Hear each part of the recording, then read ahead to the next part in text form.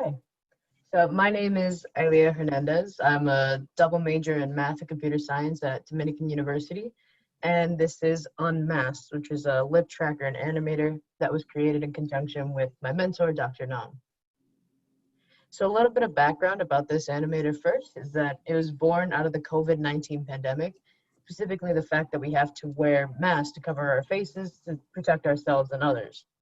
The problem with that is that wearing masks usually hinders our ability to express ourselves and perceive emotions in others as well. So we wanted to develop a way to kind of take what's going on underneath the mask and put it in front without compromising safety. So our research question we developed out of that is, what is the most efficient method for receiving and relaying mouth movements in order to clearly communicate human emotion with wearable technology amid social distancing restrictions? And the process that we went about answering this question is to first determine which sensors were feasible to use, then develop a software for that specific sensor to transform their input into an animation, and then creating hardware to suit our needs, specifically to adhere firmly to the face and to the mask. And then at the end of the internship, the goal was to conduct user tests to determine the most effective method. And then looking beyond the internship into future work was to choose a sensor and develop it further. So these were all the sensors that we considered for this project. And the first is an EMG sensor, which measures electromagnetic pulse in a muscle. So for example, if I put it on my bicep, if my bicep was, if my arm was relaxed, it would give me a value of around 0. And then if I flex my bicep, it'd give me a value of around 500. And the problem with that is that it required some really dynamic movements, and the small muscles in the mouth weren't enough to create a sizable change. With soft circuitry, we experienced the opposite problem, where it was too sensitive. So the skin was too conductive, and it was messing with, it would potentially mess with the inputs that we would get from the sensors themselves. So we wouldn't have the time to work around that, so that was out. And then down here you see the flex sensor, and a flex sensor that could bend and pick up the angles specific to our needs was pretty new technology, so it was kind of hard to get. But additionally, it only works on one axis. So we could either only measure up and down or narrow and wide. And we needed something that was a little bit more dynamic than that. So the two sensors that were able to fulfill these needs were the camera and then the accelerometer. The camera was just a direct video input, and then an accelerometer measures X, Y, and Z position. So for the case of our project, the accelerometer, we only took in X and Y because it's a 2D input. So we had 3 different accelerometers, one at the top, one at the right, and then one at the bottom. And those would then go into an Arduino Micro. And that Arduino Micro would give us values that you see here in the middle left. And then from there, we were able to calibrate what the mouth would look like at a neutral resting state. And then from there, we could then use this code at the bottom right, or the bottom left, to determine how open or how wide the mouth was at any point, so that we could create dynamic animation. And this is a video of that. Lorem ipsum dolor citamet, consecutora dipishing elit. Nam auctor enim sed dolor auctor blandit. Anhean sodalis moris velorum fermentum acumsan. So that was a video of one of the user tests that we use, and I'll get into that later. But this is the next sensor that we use, which was just the camera. So this was just the camera being plugged into the computer and projected in front. But one of the problems you can see here is, if you see this picture on the right, this left side is similar to what the accelerometer looked like in terms of space that was taken up. But this right side is what it looks like to use a camera. So that was something that we had to consider and overcome in terms of effectiveness. And we also were considering people who maybe didn't want their mouth portrayed as larger than normal, for whatever reason that may be. So we also developed an animated version. And the animated version works very similar to the accelerometer in that it takes a top, middle, and bottom. And these LEDs are done with this simple circuit you see up here. So there's an on-off switch, a battery, and then the LEDs themselves. And that gives us, in conjunction with a camera, the picture that you see here in the middle left. So our tracker on our website can determine a top, a middle, and a bottom point based on the sensors. And then from there, it'll store these values as an X and a Y. So that it'll give us something that we can then turn geometrically into a mouth similar to the accelerometer. So that's what this one looks like. Lorem ipsum dolor citamet, consectitore dipishing elit. Nam auctor sed dolor auctor blandit, aneam sodalis moris velorum fermentum acumsan. And we also took videos of just the mask. And the idea behind this was that it would allow for the least emotion to be shown so that we could establish a sort of counterbalance or baseline to know whether or not the sensors were more effective. So the way we conducted these user tests, we had 18 volunteers and we showed them 6 video recordings of emotions similar to the one you just saw for the accelerometer and the camera, of 6 different basic emotions and for each sensor. So what you see up here in the top left is the emotions. So happiness, fear, sadness, surprise, anger, and disgust were shown. And then they were asked to answer a question that looks like this top left picture. And you'll notice that they could select multiple. And that was so that we can get a measure of accuracy as well as precision, which I'll get into a little bit later.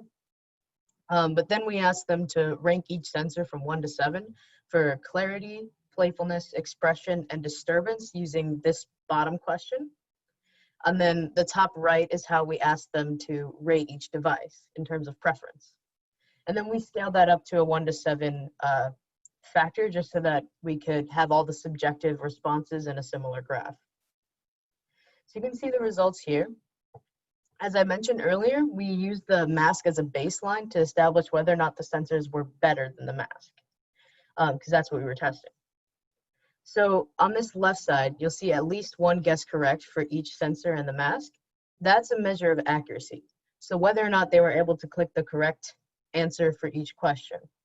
But this right column here is a measure of precision. So how many other boxes did they click for each question as well?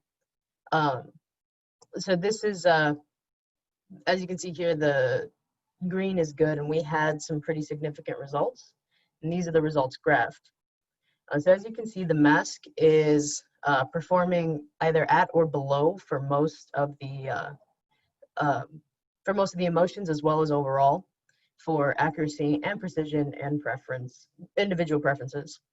So the only exception to this is the happiness here and accuracy you can see, and then happiness and precision for the accelerometer. But aside from that, all the sensors perform very well overall. They're more accurate, they're more precise, they're seen as more clear to the users, they're seen as more fun, more expressive, and they're preferred over the mask. So our final conclusion from that was that all versions of Unmasked significantly increased the ability of participants to recognize the emotions of the users. And when it came to choosing a sensor to then develop further, we haven't yet. And the reason for that is because there are other factors that we haven't had a chance to consider. So for example, in-person factors such as ease of use for a user. How easy can they navigate the calibration system, for example? And then also comfort, like do they like having those wires on them? Which one would they prefer? Would they rather have a wire or a camera looking at their face, So that's stuff that we have to take into consideration. And in doing so, we'd also like to make some slight changes to hardware and software in the future. So we think we can make the screen smaller, we can have less space between the mask and the camera, and also improve portability so that you can walk around while still wearing this as opposed to being tethered to a computer. We also believe we can make some slight changes to software that'll make for more fluid movements, less delay, some better calibration, etc. And in terms of future directions, we are looking specifically at in-classroom development. So this idea of the teacher being able to walk around in the class and have it on his mouth. And then also a fuller face animation so that if a teacher were sitting at their desk, they could be wearing these sensors and in real time an animation could appear next to their work so that you could see what emotions they're having. But with some slight changes and some more dynamic movement, this could also be seen to help the hearing impaired and people that have difficulty hearing people through the mask, especially if they had difficulty before, because the mouth contributes a lot to how we understand voice and how we understand language. But also, this tracker was just a creation of a form of input. So the applications for this are very broad. I mean, you could use this to play music. You could use it to make a robot run faster when he gets angry or something. There's a lot that can be done here because we essentially created a form of input. So this could have a lot more robotic application in the future. And that's all I have for you. Does anybody have any questions?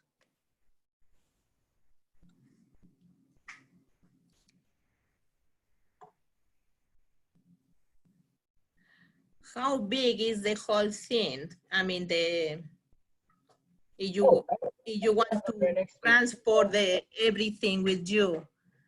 Yeah, so the LCD screen that you see there is 4 inches.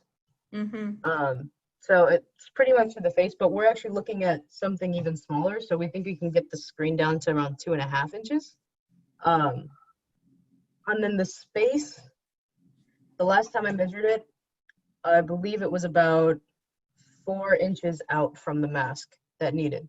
But I think we can bring that down as well because we're looking at having a flatter camera, for example, so it'll go up against the LCD screen a bit nicer. What about the microprocessor that you can put it in a purse? I mean, yeah, so we're looking at possibly putting it into a kind of like a little case that could go on to your shoulder or something, for example, because we believe that with a Raspberry Pi, we can just move it almost fully portable so that you wouldn't really need the computer at all. The Raspberry Pi would kind of do that job. So there would probably be some slight like external case that would be needed, like I said, either on your shoulder, maybe go around your neck or something, but yeah. okay. More question. Everybody is very quiet today.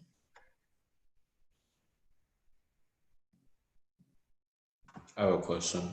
So how long did it take for you to get all the materials, physical materials for this project, like processes, the camera, stuff like that? Was its own problem, being so far apart. We actually had to essentially get it twice. Professor Nam had to get it and then send it to me, and then I'd have to see if it works, and then we'd have to see if it did, and then get some more stuff. And it was a bit of a process, but I would say for each thing, it would probably be about like 1 to 2 weeks for each respective sensor that we were looking at. Like that was the delay. More questions or comments, suggestions? Okay, if there is no any other question, let's thank Iyleah. Thanks, everybody. Okay, next speaker, Sam Lefort.